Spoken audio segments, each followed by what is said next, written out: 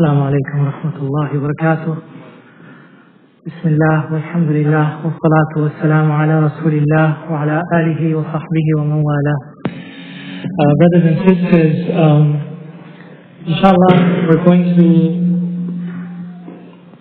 to be talking about the do's and don'ts of Eid al-Adha, and this is intended to be for both brothers and sisters, and I expect there to be some questions about this topic. So to make it easier for you to ask your questions, I'm going to give you the opportunity to send your question by text. So I'm going to give you a phone number. You can save it, and then throughout my talk, if there's any question that comes up, you can just send it right away, and when I take a break from what I'm saying, I'll look at the question and I'll try to answer it, inshallah. Or if you don't want to do that, then when we have the time for question and answer, you can also raise your hand and ask questions at that time. But the number where you can text your questions to is 972-379-7624. Once again, it's 972-379-7624. Please do keep your questions related to the topic for today. If you ask questions about other issues, I will not answer them, inshallah ta'ala. So like I said, the topic, Bismillah, walhamdulillah, wa salatu wa salamu ala rasulillah, wa ala alihi wa sahbihi wa man walah. اللهم أخرجنا من ظلمات الوهم وأكرمنا بنور الفهم وافتح علينا بمعرفة العلم وحسن أخلاقنا بالحلم واجعلنا ممن يستمعون القول فيتبعون أحسنه. So the topic for today is the do's and don'ts of Eid al-Adha. And what I would like to do, if we have enough time, inshallah, is to talk about the two major topics related to this. One of them has to do with the sacrifice of Eid al-Adha, and the other one has to do with the Eid prayer on the day of Eid. So these are the two major topics that I would like to address if we have time to do both. Otherwise, we'll just cover whatever we can, inshallah ta'ala. So I think I will start out with the sacrifice, and then if we have time, we can talk about the Eid prayer after that, inshallah ta'ala. So Eid al-Adha,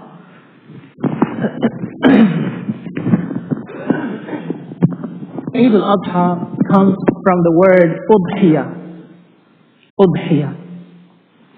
And the word udhiyah is synonymous with the word dhahiyah or udhiyah. And that word means the animal that is slaughtered on the day of Eid and the few days following the day of Eid. The animal that is slaughtered for the sake of Allah on the 10th of Dhul Hijjah and the 11th and the 12th, and according to some schools the 13th, we'll talk about that. The animals that are slaughtered on that day, on those days, those are called udhiyah. And as you know, the animals are either camels or cows or lamb, sheep, goat, and so on. Allah subhanahu wa ta'ala says in the Quran, in a surah that all of you know, إِنَّا أَعْطَيْنَاكَ الْكَوْثَرَ فَصَلِّ لِرَبِّكَ وَانْحَرْ إِنَّ شَانِئَكَ هُوَ الْأَبْتَرُ. That indeed we have granted you, O Muhammad sallallahu alayhi wa sallam, al-Kawthar. Therefore, because this is a great gift from Allah subhanahu wa ta'ala to Rasulullah sallallahu alayhi wa sallam, saying, we have granted you this great blessing of al-Kawthar. Therefore, فَصَلِّ لِرَبِّكَ. So, pray to your Lord, وَانْحَرْ, and slaughter. إِنَّ شَانِئَكَ هُوَ الْأَبْتَرُ. Indeed, it is your enemy who is going to be cut off. So this is a command from Allah subhanahu wa ta'ala to Rasulullah sallallahu alayhi wa sallam to offer a sacrifice, to slaughter an animal. And as a result, the Prophet sallallahu alayhi wa sallam it is well established that he would offer a sacrifice on the day of Eid, on the day of Eid al-Adha, every year, starting with the first year after Hijrah. The first year after Hijrah is the first time when he offered a sacrifice. Every year until the 10th year of Hijrah, which is when he passed away, sallallahu alayhi wa sallam. Hajj was instituted in the year 8 after Hijrah. So way before Hajj, the slaughter of Eid al-Adha was instituted independently from Hajj, way before the obligation of Hajj was given. And so the Prophet ﷺ did that, and the companions did that every year with him. And there is unanimous agreement of Muslim scholars that this is an established practice of Rasulullah ﷺ and part of our deen. The Prophet ﷺ mentioned several virtues of offering a sacrifice on the day of Eid al-Adha. So for example, in a hadith that is related by Imam al-Tirmidhi in his Jami' on the authority of Sayyidah Aisha radiallahu ta'ala anha, the Prophet sallallahu alayhi wa sallam said, مَا عَمِلَ آدَمِيٌّ مِنْ عَمَلٍ يَوْمَ النَّحْرِ أَحَبُّ إِلَى اللَّهِ مِنْ إِهْرَاقِ الدَّمِ إِنَّهَا لَتَأْتِي يَوْمَ الْقِيَامَةِ بِقُرُونِهَا وَأَشْعَارِهَا وَأَضْلَافِهَا وَإِنَّ الدَّمَ لَيَقَعُ مِنَ اللَّهِ بِمَكَانٍ قَبْلَ أَنْ يَقَعَ عَلَى الْأَرْضِ فَطِيبُوا بِهَا نَفْسًا. He said that there is no action that any human being performs on the day of sacrifice that can be more beloved to Allah subhanahu wa ta'ala than ihraq ad-dam. Literally it means the spilling of blood. He's saying that there is no action that you can do on that day, on the day of Eid al-Adha, that is more beloved to Allah than offering the sacrifice. Whether it's the Eid prayer, whether it's some charity that you give, whether it's reconnecting the ties of kinship, whether it is inviting people to your home, whatever good you do on that day does not supersede the virtue of offering a sacrifice on that day. And then he said, إِنَّهَا لَتَأْتِي يَوْمَ الْقِيَامَةِ. That animal that you sacrifice on the day of Eid al-Adha is going to come on the day of judgment with its horns and with its hair and with its hooves to testify for you.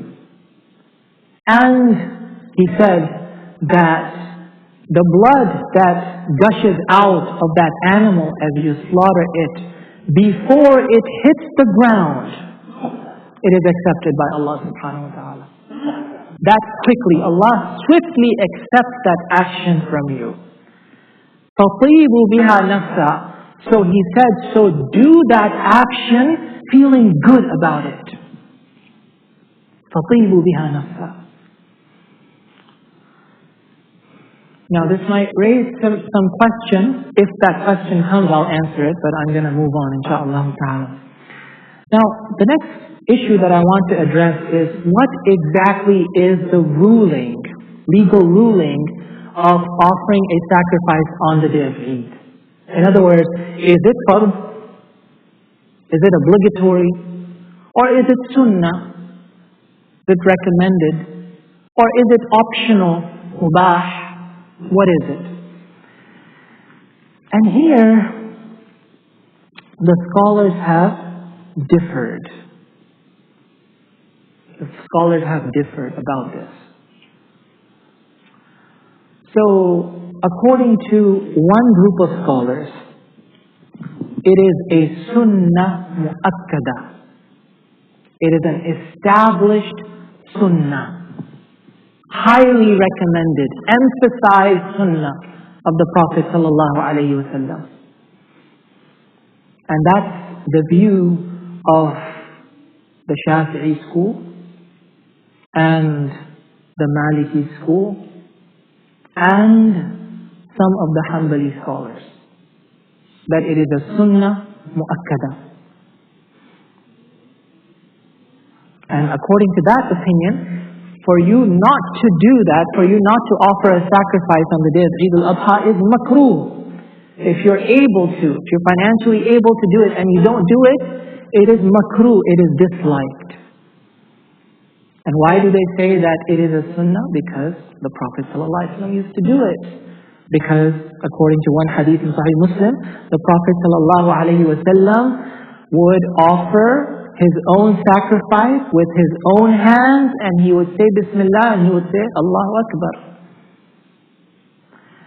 But the other opinion, which is the view of the Hanafi school and the view of Layth ibn Sa'd and Imam al-Awza'i, and an opinion of some of the Maliki scholars and some of the Hanbali scholars, it is wajib.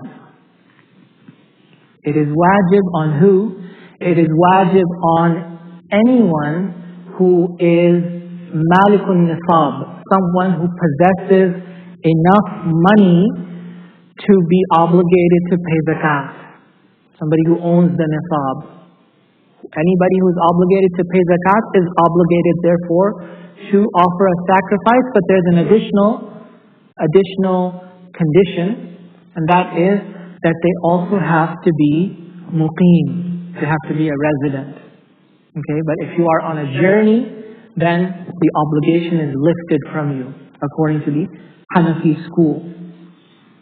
And the reason why the Hanafi school and the other ulama consider this to be wajib is because there's a hadith of Rasulullah sallallahu alaihi wasallam that's related by Imam Ahmad and others with a sound chain of narration, according to which the Prophet sallallahu alaihi wasallam said, "Man kana lahu sa'atun wa lam yudahhi fala yaqrabanna musallana." He said that whoever has the financial means and yet does not offer a sacrifice, he's not allowed to come to our place of salah.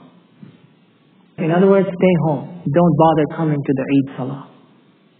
So this is a statement that shows that it is highly frowned upon. He doesn't even want you to come and pray with him, which indicates that he considers that to be an obligation. That's the interpretation of the Hanafi school. The other side, of course, also has their own evidences. So for example, the famous hadith that I shared with you a couple of days ago, where the Prophet ﷺ said that when you see the hilal of Dhul Hijjah,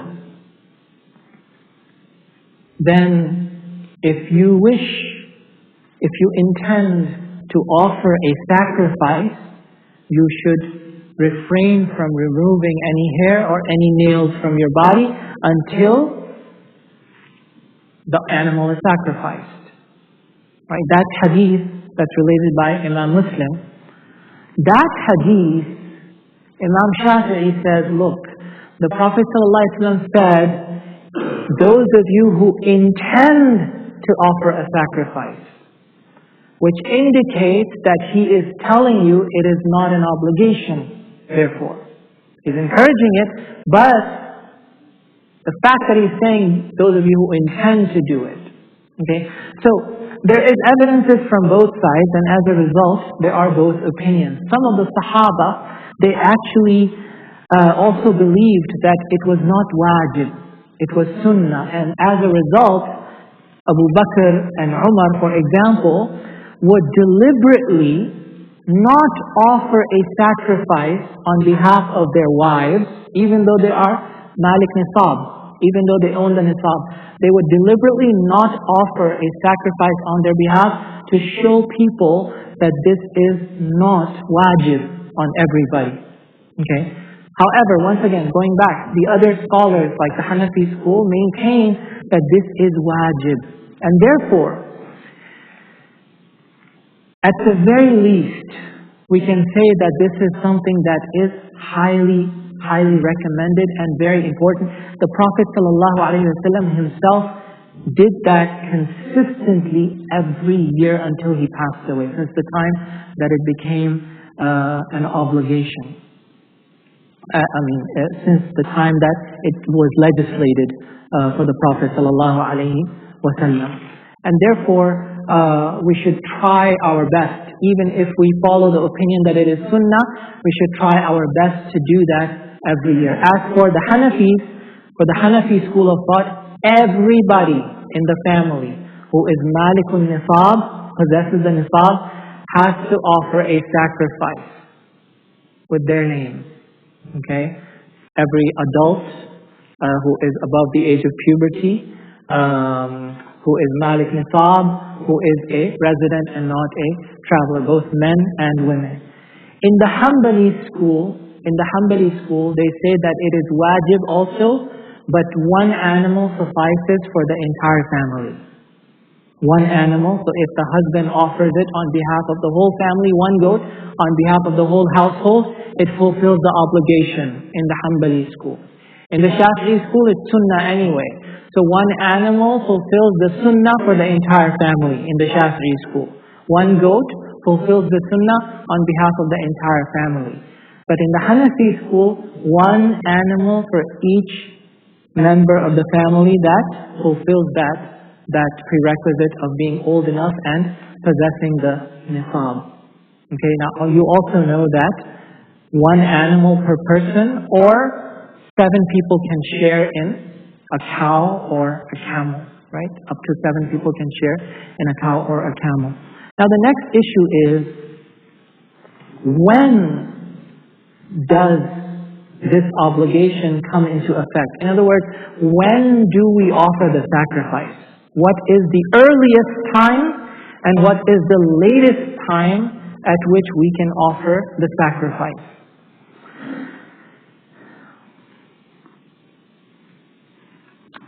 And the answer here is, well, let me backtrack a little bit. We'll come to that, I think, a little bit later.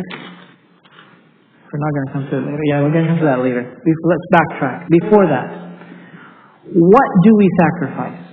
Can we sacrifice anything? Can we sacrifice any animal? No. You can't sacrifice a rabbit. You can't sacrifice a chicken, right? There are only specific animals that can be sacrificed. So what are they? Camels, cows, goat, sheep, the lamb's species, and that's it. Just these three forms of livestock. Now, is there a particular age that they have to be? The answer is yes. They have to be a particular age. So what is the age, the minimum age for these animals for you to sacrifice them? And here, the Prophet ﷺ indicated the age. So he said in a hadith that is interpreted by the ulama to mean that if you are offering a camel, then the camel has to be at least 5 years old. At least 5. Younger than 5 doesn't work. It's not going to count as a sacrifice. It has to be at least 5 years old. If it is a cow, then it has to be two different opinions on this. The majority view is that the cow has to be at least 2 years old. At least 2 years old. But the view of the Maliki school is that it has to be at least 3 years old. Okay? But the majority, the Hanafis, the Shafi'is, the Hanbalis, they say at least 2 years old cow.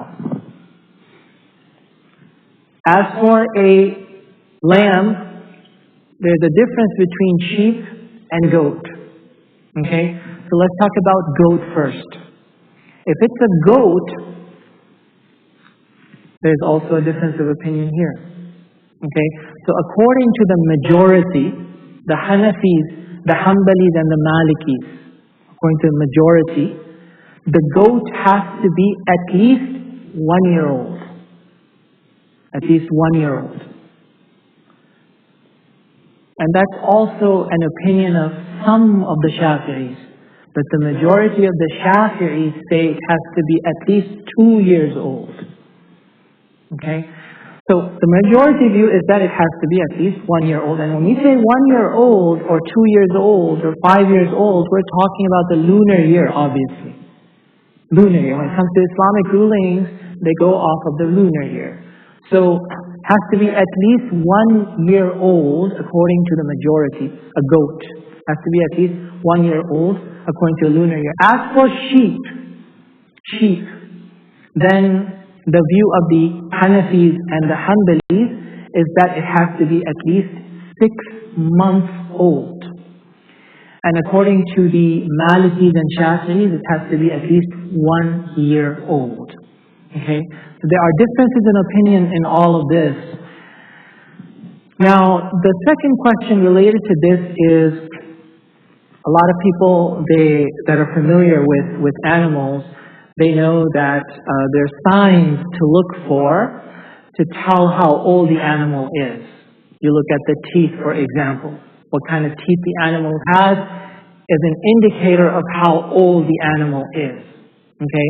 So usually for goats, around the 1 year mark, the goat will break the 2 front teeth and new permanent 2 teeth will come out at the completion of 1 year, usually for goats.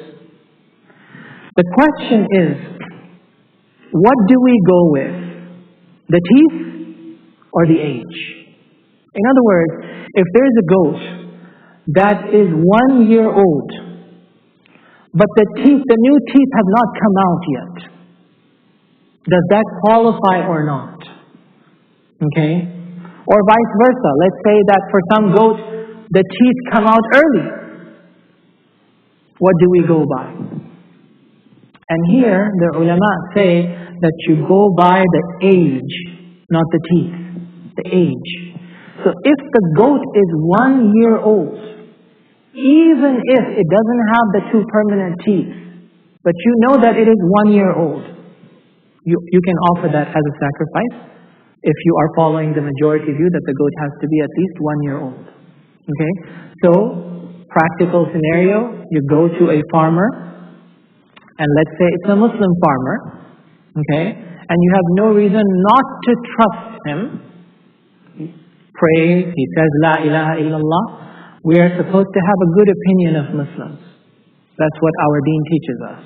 Unless we have concrete evidence to doubt somebody, we're supposed to have a good opinion of people. A Muslim farmer says, these goats are 1 year old. And you check the teeth and they're not permanent teeth. You can go ahead and take his word and offer that sacrifice and it will count for you, inshaAllah. But if you don't trust him, that's a different story. Okay? So what matters is the age, not necessarily the teeth. Just like, not just like, but in human beings, when a child turns 15 years old, they become baligh. Even if she hasn't had her menses, even if he hasn't had a wet dream yet. When a child hits the age of 15, they are baligh. So, similarly in the case of animals, when they hit that age, regardless of whether the teeth are there or not, they are considered qualified to be offered for sacrifice. Okay, now, the next issue related to this, I talked about camels, cows, goats, sheep. Alright, the next issue related to this is, are there certain qualities besides the age that would disqualify an animal for sacrifice? And the answer is yes. There are certain defects that would disqualify an animal. You cannot offer it as a sacrifice. It's not going to count. You can slaughter it and eat its meat. It's halal for you. But it will not count as a sacrifice because that's the act of worship for the sake of Allah subhanahu wa ta'ala. So what are those defects?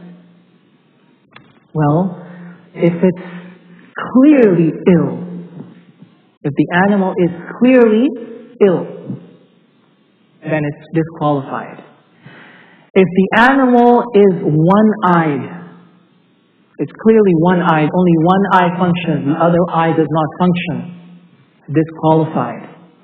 If the animal is lame, limps, so one of the legs is injured, and it's very obvious when it walks, you can see that it's limping, disqualified. Okay? What about a goat that is castrated? That does not count as a defect. So it is permissible to sacrifice a goat that is slaughtered. In fact, the Prophet ﷺ himself is reported to have slaughtered 2 rams that were castrated. And the reason why this is permitted is because the meat of that animal is better quality. The meat of the castrated animal is better quality, and because it has better quality meat and you're offering this animal for the sake of Allah subhanahu wa ta'ala, this actually becomes a way of refining the animal rather than a defect in the animal. So castrated animals can be offered as a sacrifice, but non-castrated animals may also be offered. Both are permissible from the point of Sharia, even though you may have a like or dislike of one type of meat, but both are permissible to be offered as sacrifice. Now the next issue that I was going to talk about earlier, but I said I'll talk about it later. So the next issue is, what is the time of the sacrifice? What is the earliest time and what is the latest time of sacrifice? The earliest time to offer the sacrifice, as indicated in some of the ahadith of the Prophet ﷺ, is on the 10th day of Dhul Hijjah, after the sun rises, and an amount of time passes during which the Eid Salah could be performed. So if somebody offers a sacrifice after Fajr, on the day of Eid, after Fajr, but before sunrise, is that slaughter halal? It's halal. It's halal. Can you eat from it? Can you host people? Sure. Make sure you invite me too. But does it count as udhiyah? No. It's just your regular meat. Regular halal meat, dhabiha meat. Okay? But it does not count as udhiyah. It has to be done after sunrise, and not immediately after sunrise either. Sunrise is at 6:42. I can't slaughter at 6:42. I can't even slaughter at 6:52. There has to be enough time that passes that it takes to perform the Eid Salah. Okay? And I'm emphasizing this point because unfortunately there is this practice that is prevalent in some parts of the Muslim world, and it is therefore imported to the United States as well, that people regularly offer sacrifice too early. They don't care about praying the Eid Salah, so they pray Fajr and they just go to the farm and slaughter. And it's not even time yet. Okay? This does not qualify as a sacrifice. It has to be done after enough time has passed.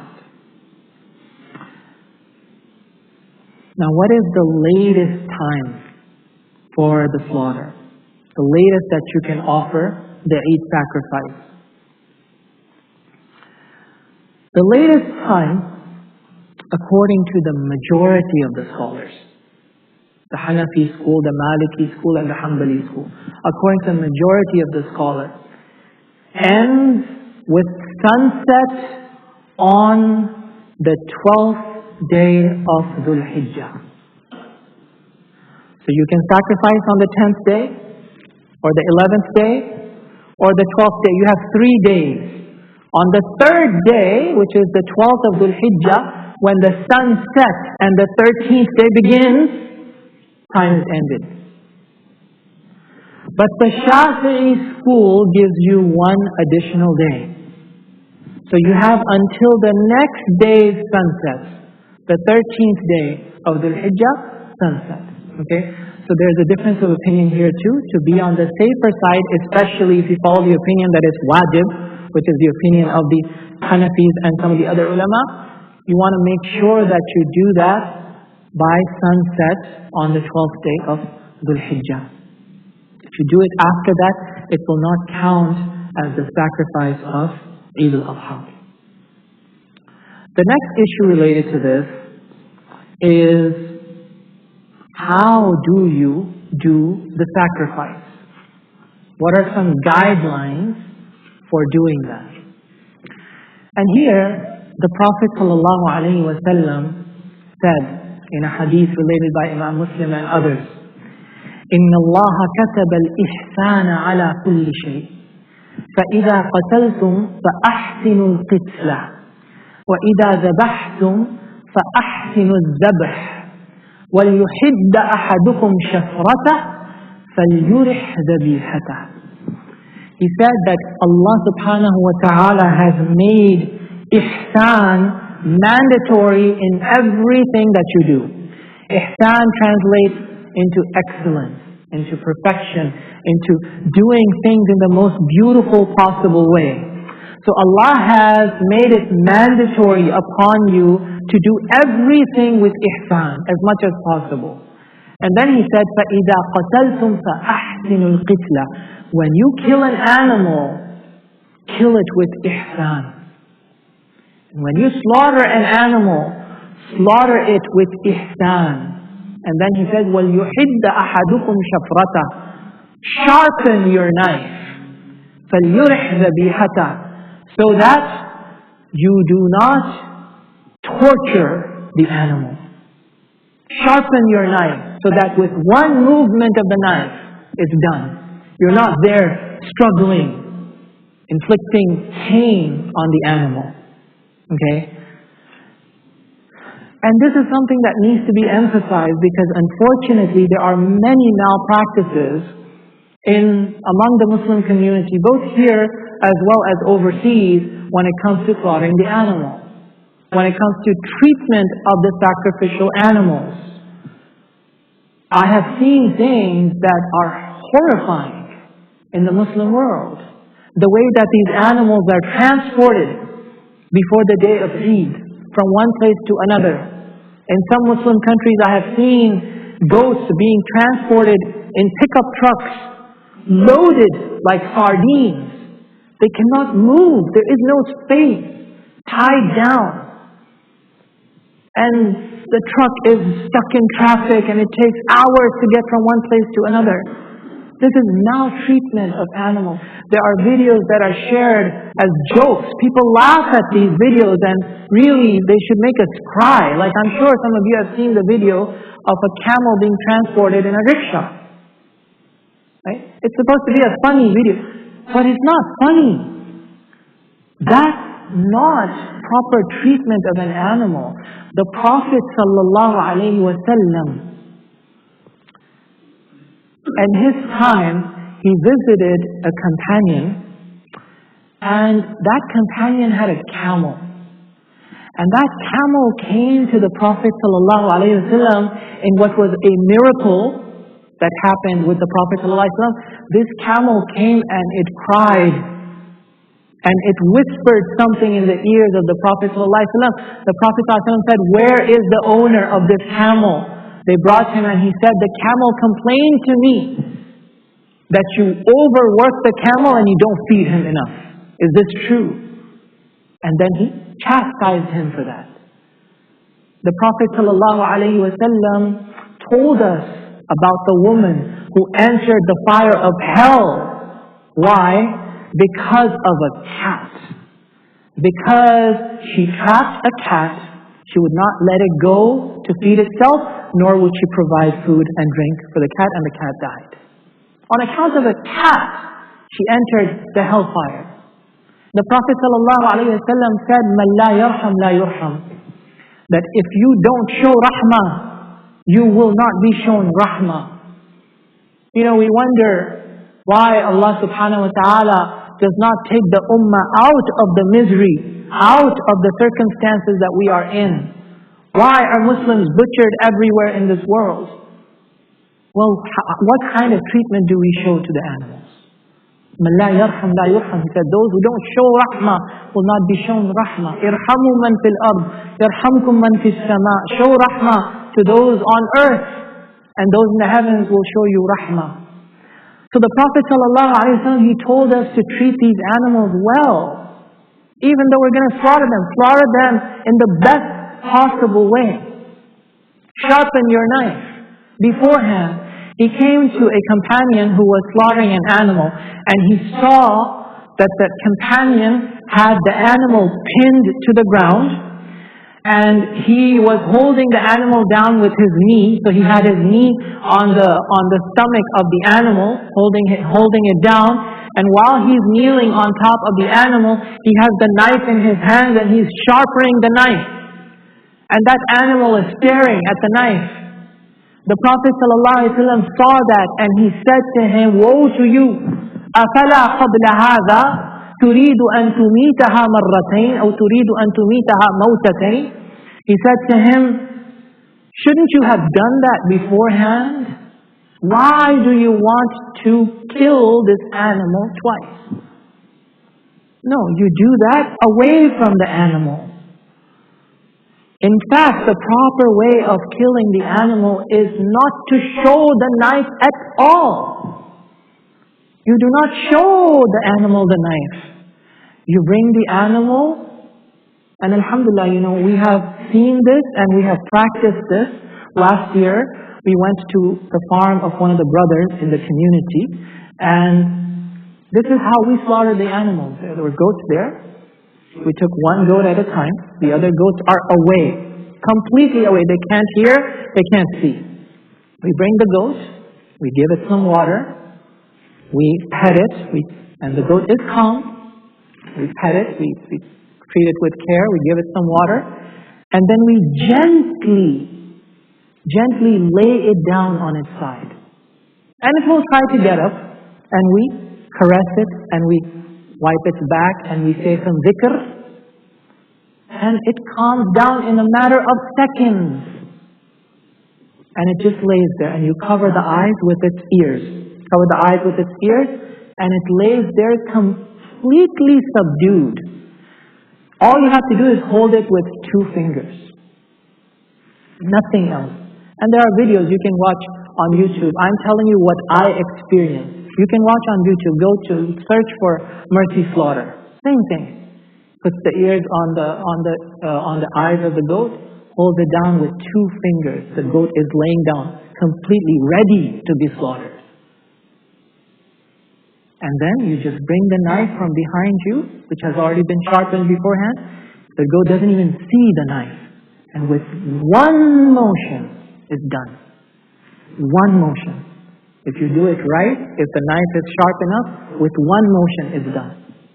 Okay? This is how you do it. Not the way that it is done.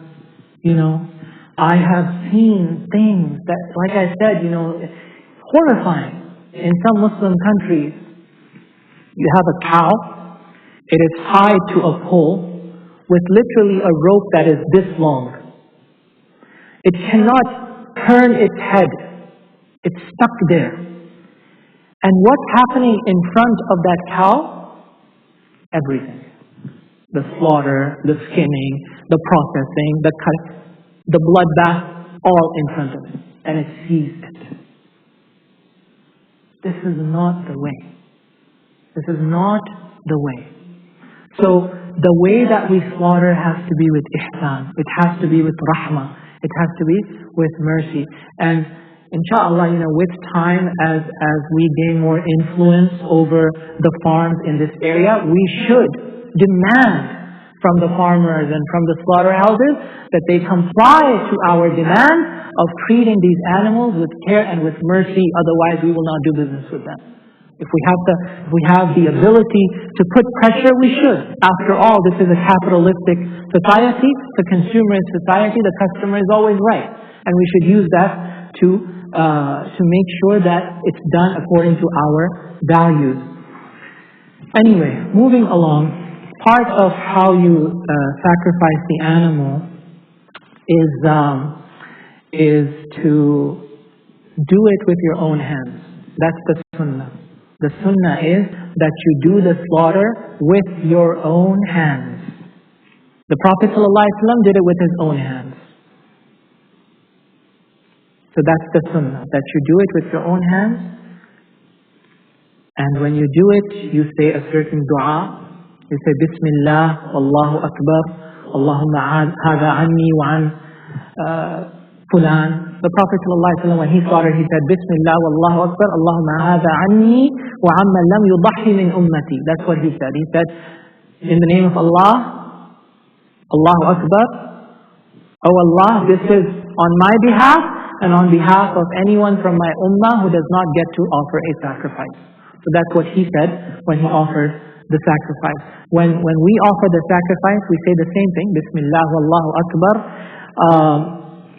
If you have more time and you memorize these du'as, when you lay the animal down, before you slaughter the animal, when the animal is laying down, after it calms down and so on, if you do it properly, as it's laying down, you say the dua, إِنِّي وَجَّهْتُ وَجْهِيَ لِلَّذِي فَطَرَ السَّمَاوَاتِ وَالْأَرْضَ حَنِيفًا مُسْلِمًا وَمَا أَنَا مِنَ الْمُشْرِكِينَ إِنَّ صَلَاتِي وَنُسُكِي وَمَحْيَايَ وَمَمَاتِي لِلَّهِ رَبِّ الْعَالَمِينَ لَا شَرِيكَ لَهُ وَبِذَلِكَ أُمِرْتُ وَأَنَا مِنَ الْمُسْلِمِينَ.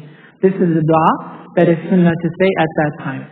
And then when you do the actual slaughter, as you are slaughtering, you say Bismillah Wallahu Akbar, Allahumma hadha minka wa lak, Allahumma taqabbal minni wa min ahli bayti. This is the dua that you say when you're slaughtering. But if you don't have all of this memorized, and you don't have the opportunity to say that, just say Bismillah Wallahu Akbar.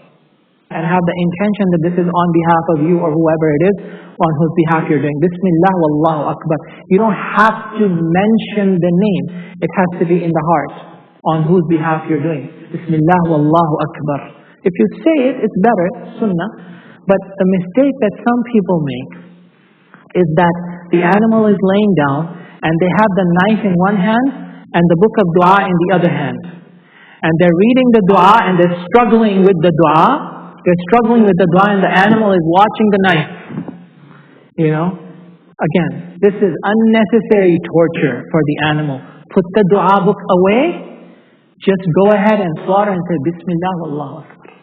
That's it. Okay? Don't torture the animal. And start memorizing the dua for next year's Eid al-Adha. Okay? So you don't have to do that next year. I said it is sunnah that you do it with your own hands. If you don't do it with your own hands, you can assign someone else the responsibility to do it on your behalf. Did the Prophet ﷺ ever do that? Yes, he did. One year, when the companions went for Hajj, Rasulullah ﷺ made Hajj the following year. So the year before that, a group of companions went for Hajj in the 8th year of Hijrah, in the leadership of Abu Bakr as-Siddiq radiallahu ta'ala anhu. The Prophet ﷺ sent some goats with them to be slaughtered at the Haram. That was his Eid goat or Eid sheep. He was not making Hajj, so this is not his hadi. But he sends it with the Hujjaj to be slaughtered there at the Haram. So, of course, he didn't slaughter himself, he didn't go, he assigned somebody else to do that on his behalf. So he did do that, but that was very rare. Most of the time he did it with his own hands. But, like this shows that it is permissible to do that. Now, in the case where you assign somebody else to do that, it's still sunnah for you to witness it. To be there, to watch it, to witness it. This is your animal. You be there to witness it. Instead of just telling somebody, Dad, you go and do it, I'll stay at home, watch the kids. No, you go and you watch and you witness. Why do I say that? Because Rasulullah sallallahu alayhi wa sallam, he performed the sacrifice for Fatima radiallahu anha, his daughter. And when he did the sacrifice for Fatima, he said to her, Ya Fatima, قومي فاشهدي أضحيتك فإنه يغفر لك عند أول قطرة من دمها كل ذنب عملته وقولي قل إن صلاتي ونسكي إلى آخر الآيات. So he said to her, Fatima, get up and observe your sacrifice. Be a witness over your sacrifice, for indeed all of your past sins are going to be forgiven with the first drop of blood that hits the ground from this animal. And then he told her what dua to say as the slaughter was going to take place. And then one of the Sahaba said to him, Ya Rasulullah, is this only for you and the people of your household, or does this apply to all the Muslims? And he said, no, all the Muslims. This is my instructions for all the Muslims. Okay? So, if, for example, you are afraid that you're not going to be able to sacrifice properly because you have never done it before, you haven't observed it enough times, this is the first time you're actually going and having this experience, and you don't want to inflict pain on the animal, it's okay. You can ask somebody else who's more experienced to do it, and you watch him this time, and maybe you do it next time. That's okay. It's better that you ask someone else to do it properly than you inflicting pain on the animal. Learn it by observing a few times, and then maybe the next time you can do it on your own. So, but observe it, be there, watch it. Fatima, the lady, she has soft heart. She wasn't hard-hearted. She didn't have like a rock-solid heart. She's the daughter of Rasulullah sallallahu alaihi wasallam. She's a lady. And yet she is told, get up, watch, observe, be a witness. This is an act of worship. This is sunnah of Rasulullah sallallahu alaihi wasallam. Don't claim to have more rahmah than the one who was rahmatul lil alameen. We show rahmah in the way that Allah taught us to show rahmah, not in the way that my nafs wants to show rahmah.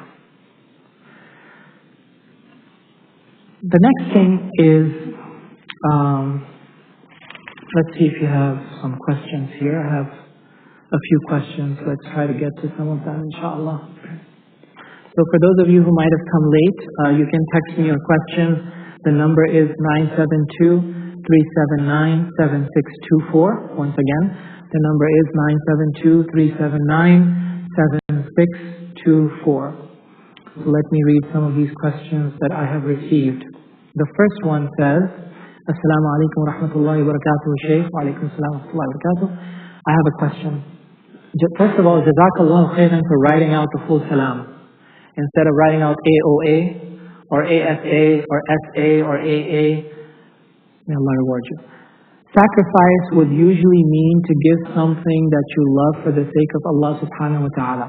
So is it that we need to have a love/bond present towards the animal that we are sacrificing for it to be a valid sacrifice?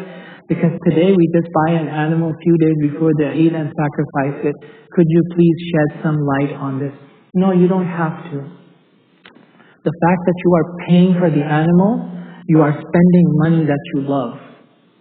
So that itself is sacrificing your money. And then, of course, what are you going to do with that meat? That's what I forgot to talk about. So you're going to distribute the meat. And therefore, that's also something that you love.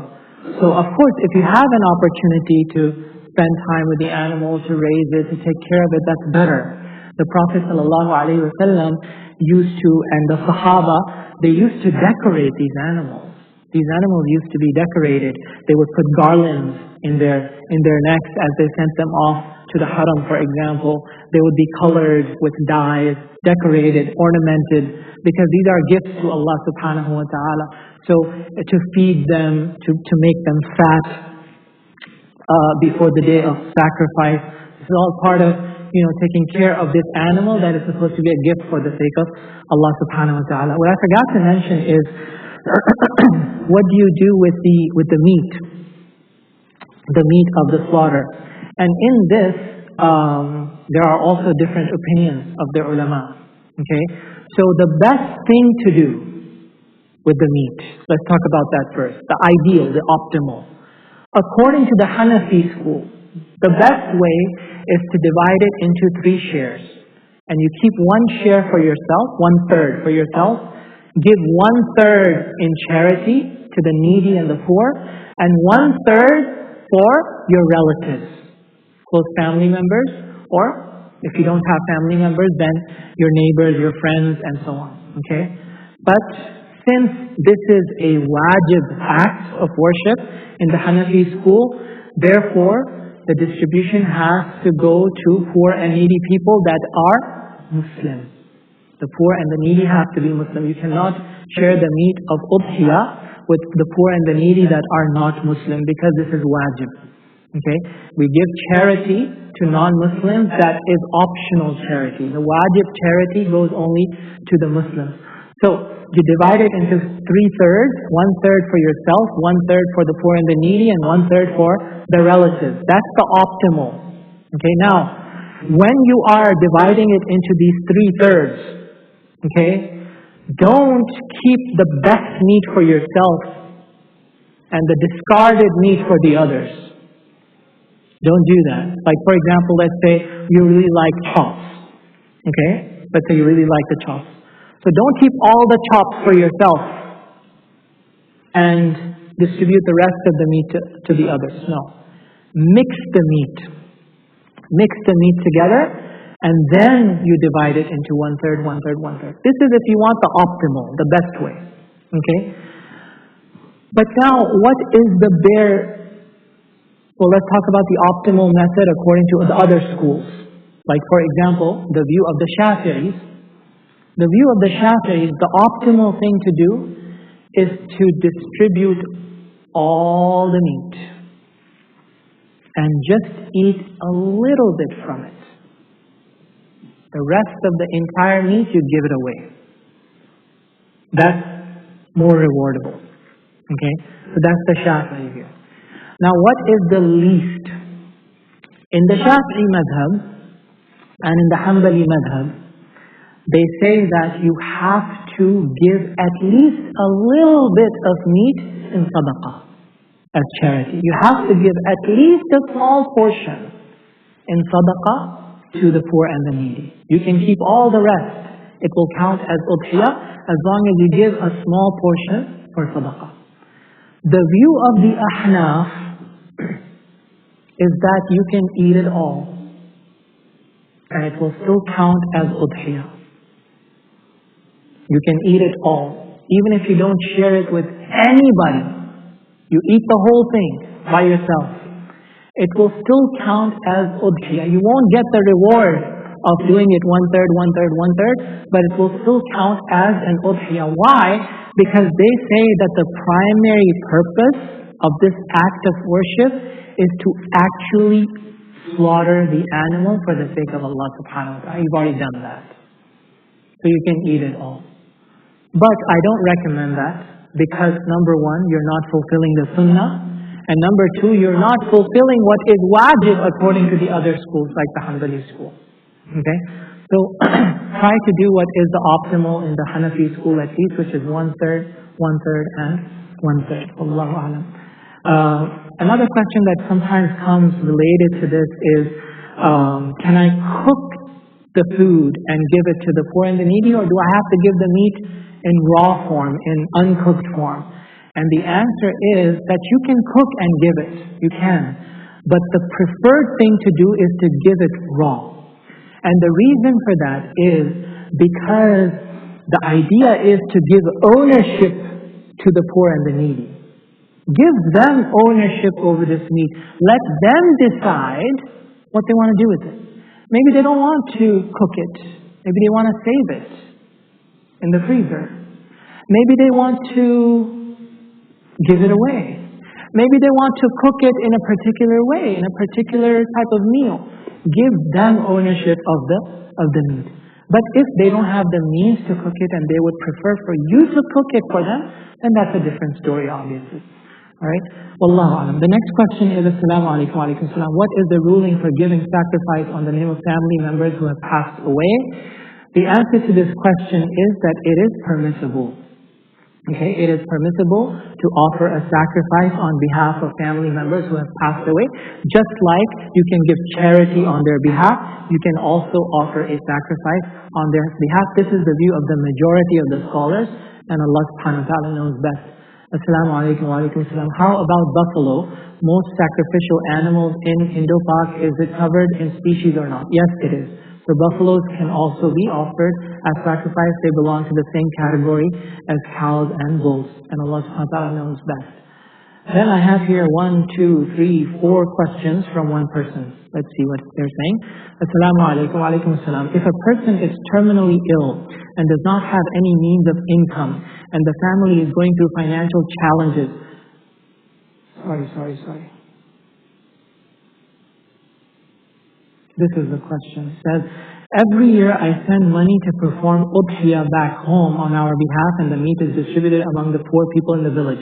Does that fulfill my obligation? Does it fulfill your obligation? Yes, it does. It does fulfill your obligation. But that's not the preferred thing to do.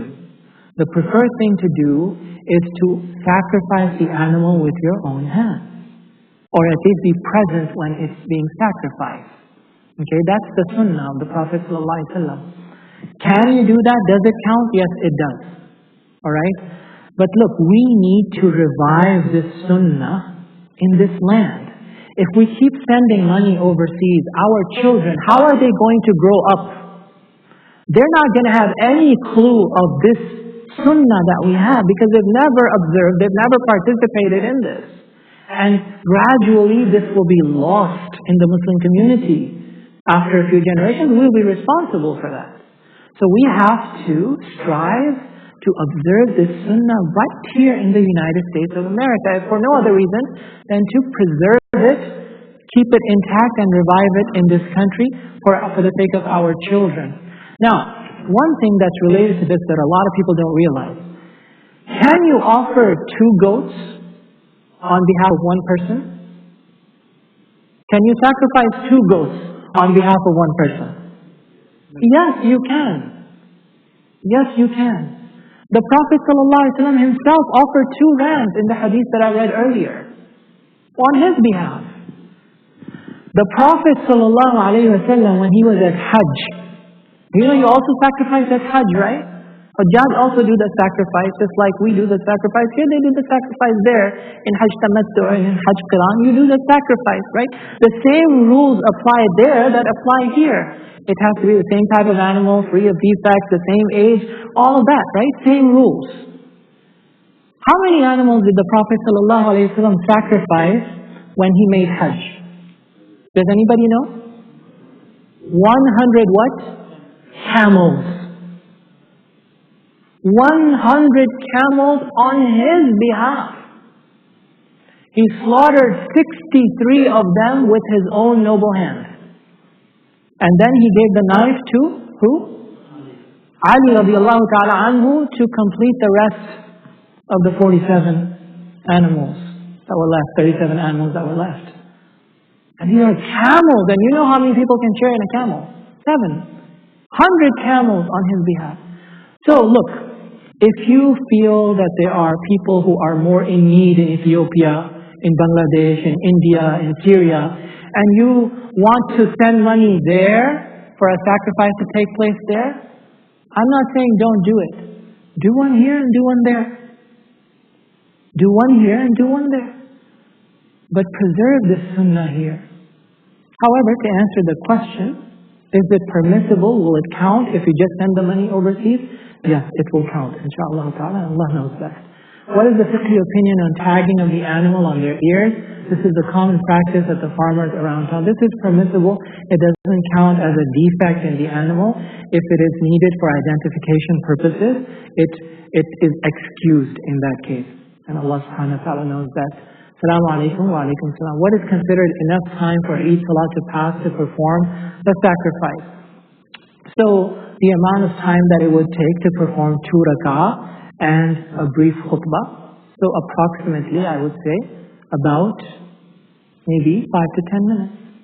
5 to 10 minutes is the shortest amount of time that you can perform 2 rak'ah of Eid with 2 khutbahs. Okay? So about 5 to 10 minutes after 15 minutes have passed after sunrise. You see? Because you cannot perform Eid Salah right at sunset time. You have to wait until the sun rises to about a spear length, which is about 15 minutes after sunrise. So if sunrise is 6:42, you can't pray until 6:57. And then at 6:57, if you pray, then you will finish the Salah around 7:05. So 6:42 is sunrise. The earliest you can sacrifice is at 7:05. Okay? But what about the Eid prayer? The Eid prayer, I don't think we're going to have time to talk about the Eid Salah. Okay? But many of the ulama said that Salat al-Eid is wajib. Salat al-Eid, performing Salat al-Eid is wajib. So why would you not perform Salat al-Eid?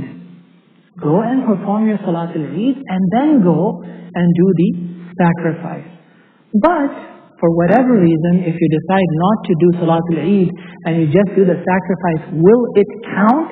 Yes, it will count as long as you wait that amount of time, and Allah knows best. The next question is, Assalamu alaikum, Sheikh, wa alaikum salam. What is the ruling if found out after sacrifice that the animal was pregnant? It counts. You can offer a pregnant animal as sacrifice. That counts. And then if the baby comes out alive, then then it's fine. But if the baby comes out dead, then actually that baby is also halal. You can actually eat the meat of that baby. It becomes halal. With the mother, it also becomes halal. Okay? So, but does it count as udhiyah? Yes, it counts as udhiyah. And Allah knows best. The next question is, Assalamu alaikum wa alaikum salam. At what age/condition sacrifice becomes wajib in the light of young adults? After you hit puberty, if you own enough money as your money that is above the nisab, then it becomes wajib on the person. And Allah knows that. Assalamu alaikum, Sheikh, wa alaikum salam. What if we are sending money abroad on your behalf, especially in poor countries where people don't eat meat as often as here, and you can't watch the sacrifice yourself? Also, can you not give all the meat to charity, poor, and family? I think I answered this question, right? I said that yes, you can send it overseas also, although I don't encourage that, but you can. And can you give all the meat to charity, poor, and family? Yes, you can. You can give it all away in charity, and that would still count as udhiyah, although that is not the preferred thing. As I said before, in the Shafi'i school they say that even though that's recommended, you still eat a little bit from it. And in the Hanafi school, the preference is to make it 1/3, and 1/3 not to give it all away to the poor. Assalamu alaikum wa alaikum salam. What if we never sacrifice growing up being in debt? Do we make up those years? Well, it depends. Was it wajib on you or not? Was it wajib on you or not? If you were in debt, and that debt was due at that time, and therefore you did not possess enough nisab, because when you look at nisab, you have to subtract the debt that is owed to somebody at that time. So you subtract that, and then you see whether you have nisab or not. So if you have nisab, then you have the obligation, all right? But if you don't have nisab, then you don't have an obligation. When you look at debt, you don't look at what's due 30 years from now. You're making payments on your house every month for 30 years. You don't look at the entire loan. You look at what's due that month. That's what you subtract, okay? So what is due at that time. So if you had possessed the nisab and you did not offer a sacrifice during that year, then you make up for those years. Allahu Alam. I believe the answer is yes, according to the Hanafi school, but I would double check that, okay? I'm not 100% sure, but I believe the answer is yes, according to the Hanafi school. In the other schools, since this is a sunnah, there's no obligation to begin with, so you don't need to make up for that. But since in the Hanafi school it is wajib, if it was obligatory upon you and you did not do that obligation, you need to make it up the next year. And Allah subhanahu wa ta'ala knows best. The next question is a series of questions here. says, Assalamu alaikum wa alaikum salam. Nowadays, there are some Muslims who opt to be vegan or vegetarian and thus do not practice the act of slaughtering animal of the day of Eid al-Adha. Can one do this and still be a good Muslim, or is it blameworthy? That's the first question here. There's other questions as well. So the first question is, can one do this and still be a good Muslim, or is it blameworthy? The Prophet ﷺ is our role model, isn't he? He's our role model. لَقَدْ كَانَ لَكُمْ فِي رَسُولِ اللَّهِ أُسْوَةٌ حَسَنَةٌ لِمَنْ كَانَ يَرْجُو اللَّهَ وَالْيَوْمَ الْآخِرَ وَذَكَرَ اللَّهَ كَثِيرًا. He is our guide to Allah Azza wa Jalla. We were ordered to imitate him, to follow him. That's why he was sent by Allah Azza wa Jalla. Did Rasulullah sallallahu alayhi wa sallam eat meat? Yes, he did. Did he like eating meat? Yes, he did. Did he eat meat very frequently? No, he did not. By choice. Not because he didn't have enough. By choice. He did not eat meat on a regular basis because meat was considered a luxury at that time. And even today, in many parts of the world, it's considered luxury. So to practice zuhd, he would eat meat occasionally, not all the time. But it was well known among the Sahaba that he enjoyed eating meat. Your Prophet enjoyed eating meat. Allah says, don't make things haram for yourself that Allah has made halal for you. Okay? Allah subhanahu wa ta'ala gave us teeth to eat meat. If He didn't want us to eat meat, He wouldn't have given us the canine teeth. Okay? So, this is the sunnah of your Rasul sallallahu alayhi wa sallam, and the best way is the way of Rasulullah sallallahu alayhi wa sallam. How does one take share in the cow? Is it to be divided into 7 shares of equal weight? Is it okay to estimate the weight, or is it necessary to weigh it exactly? Yes, it is divided into 7 shares of equal weight, up to 7 shares, right? You can do a whole cow for yourself, or you can do 2 shares in a cow, or 3, or 4, or 5, or 6, up to 7 shares in a cow. And then you would divide it according to weight, and estimate is okay. It doesn't have to be exact. An estimate is good enough, inshallah. Can we sacrifice in the name of Prophet sallallahu alaihi wasallam? Again, this is an issue on which there is ikhtilaf. There is difference of opinion among scholars, but many scholars permit it. Just like they permit offering a sacrifice on behalf of anybody who is deceased, on behalf of Rasulullah sallallahu alaihi wasallam. If somebody does that, it is permissible according to many of the ulama. Other ulama say no, because the Sahaba did not do that. The Prophet sallallahu alaihi wasallam did not teach us to do that. But other ulama say that it is still permissible, and I personally incline towards the second opinion, meaning that it is permissible, and Allah subhanahu wa ta'ala knows best. The next question here is, Assalamu alaikum wa rahmatullahi wa barakatuh. I think, okay, what is the ruling for udhiyah on behalf of young kids not reaching puberty? I already answered that question, that it's not an obligation unless they hit puberty. Separate question regarding first 10 days of udhiyah.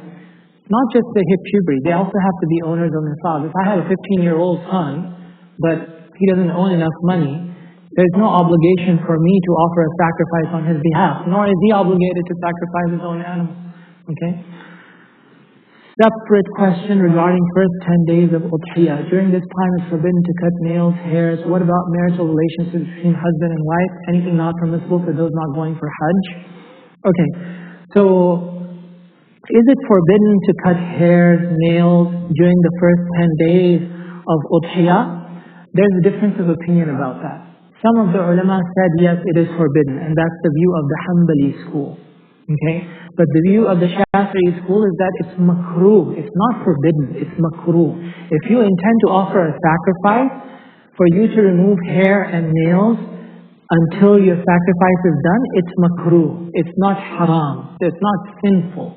Okay? This is sunnah to avoid doing that, not wajib. Alright? In the Hanafi school, it is not even makruh. It's permissible. It's completely permissible for you to trim your hair, trim your nails, if you're going to offer a sacrifice. So I would recommend that you avoid it, if possible, avoid it, because it is considered sunnah or wajib according to many of the ulama. So the question here is, though, what about marital relationship between husband and wife? That's permissible. There is no karaha, there is no offense, there is no dislike, there is no prohibition of that. It's only about removing hair and nails.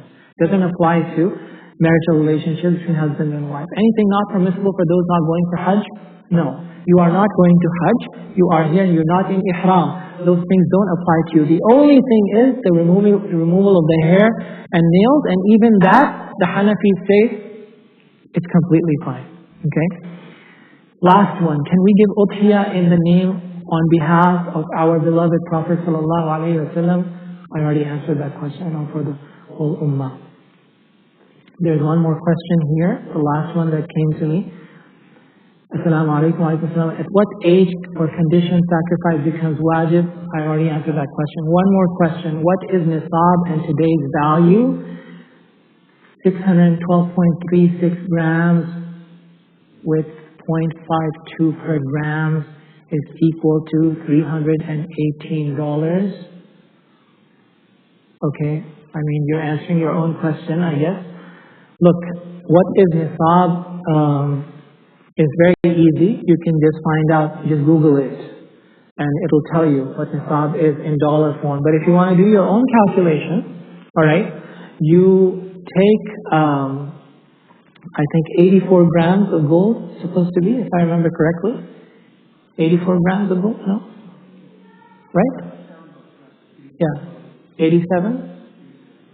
Okay. Around 84, 87 grams of gold is the nisab. Alright? So you look at the value of gold today. Very easy. Just go online, search for, the value of gold, and it'll give you per troy ounces the dollar amount. And then you just do a conversion from troy ounces to grams, and it will give you, I think it's like 3,000, 4,000, something like that. That's in gold. If you do silver, it's 600 some grams of silver, right? 612 something, right? Around 612 grams of silver is the nisab for silver. So you do the same thing. You look up the value of silver today, because it changes every day. In fact, changes every hour. It's constantly fluctuating. But you look at the value of silver, you do a calculation per gram, and then you figure out what it is in dollar amount. If this person's calculation is correct, then it is $318 is the nisab for silver. Okay, so there is a huge disparity between the nisab of gold and nisab of silver. So which one do you use? The ulama say, the contemporary ulama, they say use the silver nisab, the silver amount. Why? Because it's more beneficial for the poor. Okay? If you use the gold nisab, then fewer people will be obligated to give zakat, fewer people will be obligated to offer a sacrifice. But if we use the nisab of silver, more people will be obligated to give charity, and more poor people will benefit, therefore. Okay? So to be on the safe side, use the nisab of silver. So if you possess $318 for an entire year, then that means you are malikun nisab. But if it poses a great difficulty for you, like for example, let's say you've only owned $1,000 for a year and you have bills to pay, and it's going to be very difficult for you to purchase a $400 goat or something like that, you can use the other opinion, which is the nisab of gold. And in that case, it would not be an obligation for you to offer a sacrifice. And Allah subhanahu wa ta'ala knows best. Are there any questions from the floor? Yes.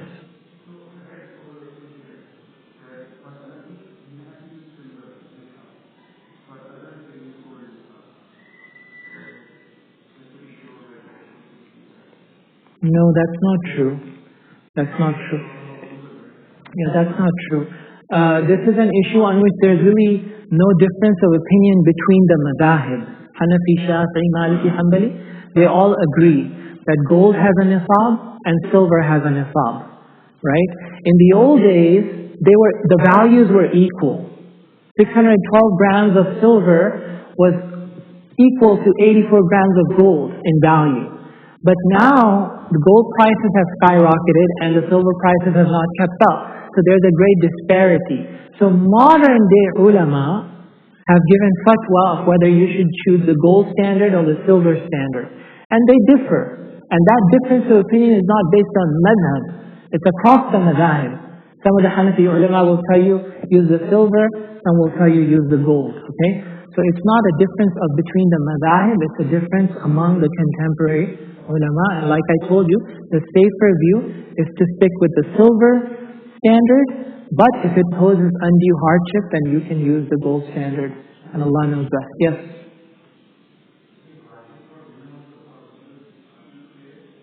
To attend the Eid prayer or to offer the sacrifice? To perform their Eid salah? So first of all, is it wajib on anybody to perform their Eid salah? There's difference of opinion. We didn't get to the chapter on Eid al-Adha, the prayer Salat al-Eid, but there's a difference of opinion among the ulama whether Salat al-Eid is sunnah or wajib. According to many of the ulama, it is sunnah mu'akkada. But according to the Ahnaf and some of the other scholars, it is wajib. Now it's wajib on whom? It's wajib on men who are old enough, who are not traveling, who are not sick, and so on and so forth. Okay? It is not wajib upon the women. However, it is still recommended for the women to attend Salat al-Eid. It is recommended for the women to attend Salat al-Eid. The Prophet ﷺ specifically issued an announcement that let the women come as well. Even the women who are in their menses, who generally cannot be in the place of Salah, he said they should come as well, but they should stay away from the place of Salah so that they can listen to the khutbah and they can be part of this communal celebration and communal worship. Okay, so he specifically asked the young women and the menstruating women to come and attend Salat al-Eid. But of course, it goes without saying that there are certain conditions that have to be met. They should be covered properly. They should not be dressed inappropriately. They should not mingle with the men. They should not dress like they're going to a wedding. Even in weddings, they should not dress like that. Okay? But especially when they're coming for Salat al-Eid. If they show up like that, they should be told to stay home and not come. Okay? They come to Salat al-Eid, they should be dressed properly. But dress properly and come to Salat al-Eid, they should be encouraged to do that as well. But is it wajib on them? No, it's not wajib on them. And Allah knows best. Yes, brother.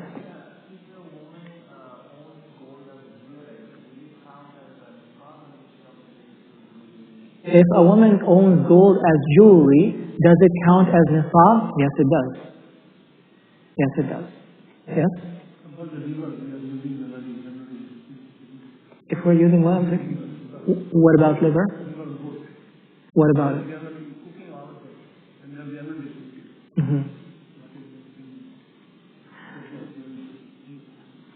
If you can distribute it, it's better. If you can do one-third of liver, that's better. But liver, since it goes bad very quickly, you need to distribute it quickly. So if you keep it for a long time, it will go bad, nobody will be able to benefit from it. So if you don't have access to the poor and the needy in a quick fashion, then you can eat all of the liver, that's fine. But the preferred thing is to also divide that one-third. Okay? Allah knows best. Yes?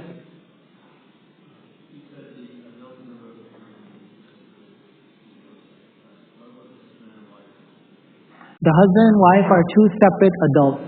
Each of them have their own obligation. If both the husband and the wife own the nisab, they own property, wealth that is above the nisab, then they both have an individual, independent obligation. Just like the husband has to pray and the wife has to pray, right?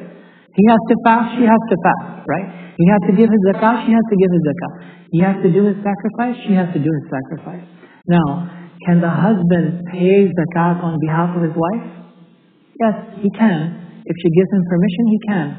Can the husband slaughter an animal on behalf of the wife? Yes, he can. If she gives permission and he wants to do that, he can. But if he doesn't want to do it, is there any blame on him? No. He is under no obligation to slaughter an animal on behalf of his wife. She has to pay for that. It has to come from her money. And if it's jewelry, then she has to sell the jewelry and pay the money for it. Okay? But if he says, you know what, it's okay, I'll take care of it on your behalf, she should be thankful, she should be grateful, Jazakallahu khairan, and maybe cook some nice meals for him from that meat, and, permissible. But it's actually an individual, separate obligation on both of them. Allah knows best. Yes.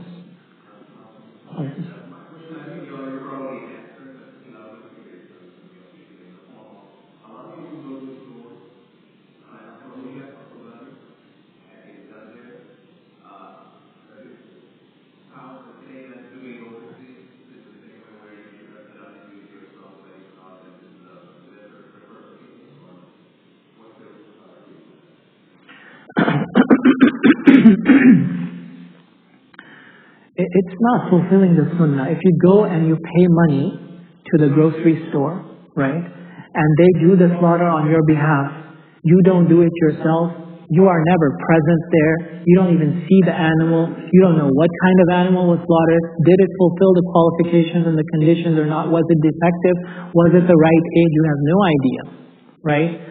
And you were not present, which is the sunnah is to be at least present and watch it and observe it. You missed out on all of that. Alright? Does it count as an udhiyah? Yes, it counts. If it was the right kind of goat and the right kind of animal, it will count insha'Allah ta'ala. But this is not the way of the Prophet sallallahu alaihi wasallam, and we should strive to imitate the Prophet sallallahu alaihi wasallam in everything that we do. And Allah subhanahu wa ta'ala knows best. Any other questions? Yes.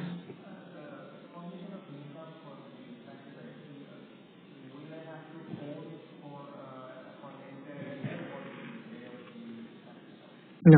The definition of nisab is, by definition, you have owned it for an entire year, an entire lunar year, for it to be considered nisab. And Allah subhanahu wa ta'ala knows best.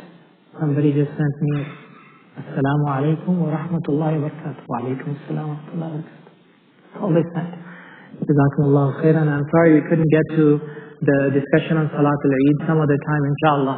Subhanakallahumma bihamdik, ashhadu an la ilaha illa ant, nastaghfiruka wa natubu ilayk. Sallallahu wa sallim wa barik ala Sayyidina Mawlana Muhammad wa ala alihi wa sahbihi ajma'in. Assalamu alaikum wa rahmatullahi wa barakatuh.